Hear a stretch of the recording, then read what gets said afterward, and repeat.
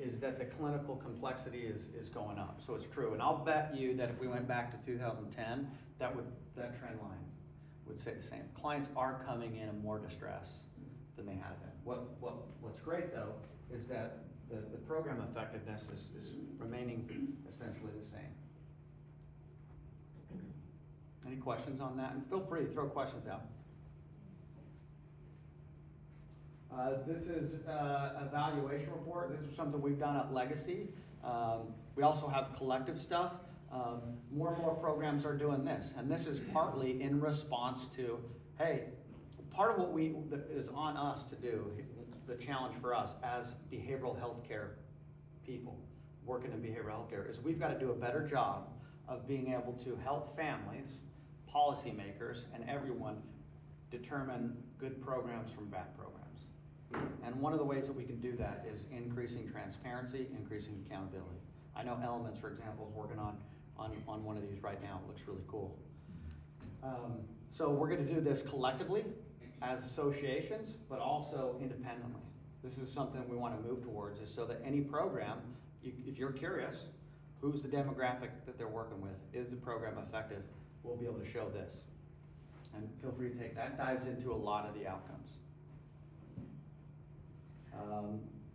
So bring it to the level of care. So this is some of what we were talking about, that progress monitoring, right? Tracking this stuff is not just great to inform policy and then to inform potential families, clients, you all saying, hey, this is something we should support and it works, but it also is really meaningful to the clients.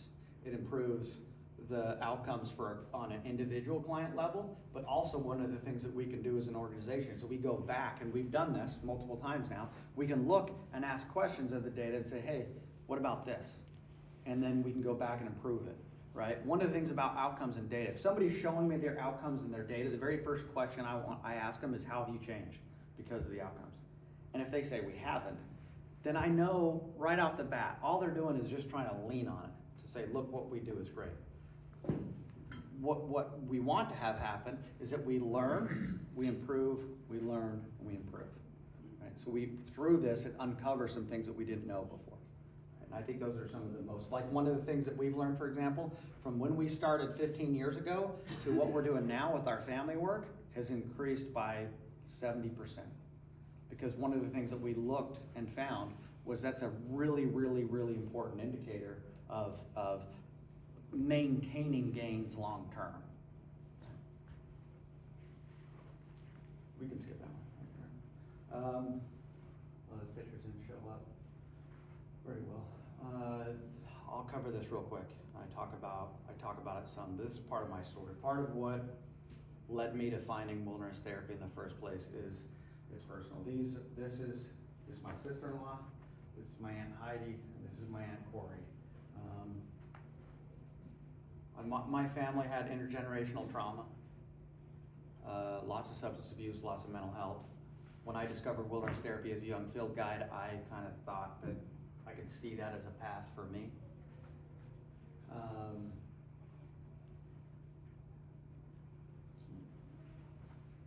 2 suicides and an overdose.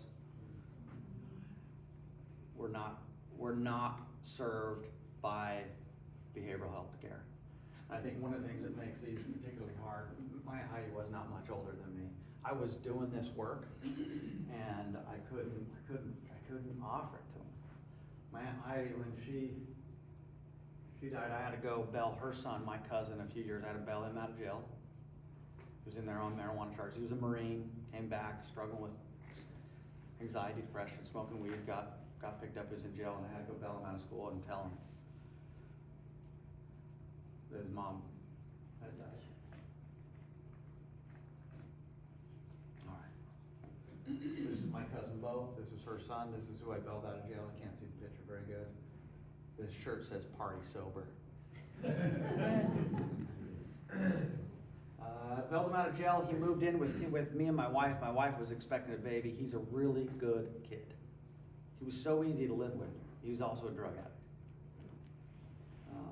And he was struggling. That's my sister, JC. Both of them, she struggled socially awkward, struggled building relationships throughout her life. Always a question of like, is there something more going on? She came to my house and she said, hey, I'm going to work at Open Skies Field Guide.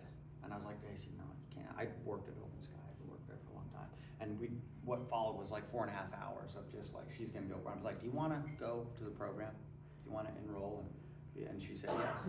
And so she went 24 years old, 23 years old. She went to wilderness therapy. Both of them I was able to get into treatment, and they're both, my sister got diagnosed on the autism spectrum for the first time in her life. She's doing excellent now. She's in a relationship, has a great job, and she treasures that experience. Same thing with my cousin Bo. Changed his life. He's married, has 2 kids. He's a plumber, and he credits wilderness therapy with saving his life. He's as passionate advocate as you can find, and grateful, so grateful, because for both of them, it would not have been possible without the help from others. And it made me really happy because I felt like I couldn't offer it to some other family members. And that's why it's so easy to be here and talk about this, because this is what I think can happen. You hear people say it can save lives. No, it's really what we're doing.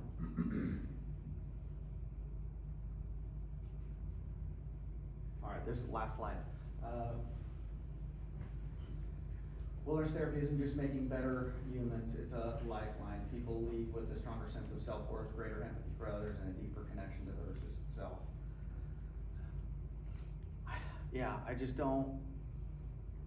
I cannot think of something that is worth more of my time and believing in than wilderness therapy. I think that there are some misunderstandings, some misconceptions around what it is. It's very simple. It's taking people out to have these life-altering experiences. It's very intuitive. It's very effective. Yeah, there's nothing that I have found in my life that I believe more in. I want to thank all you guys again for being here, for letting me come speak about what I'm obviously so passionate about. If you have questions, or if you want to dive deeper on anything, I love talking about like every aspect of it, right? The challenges, everything. So if you have anything, please let me know. Thanks for letting me be here.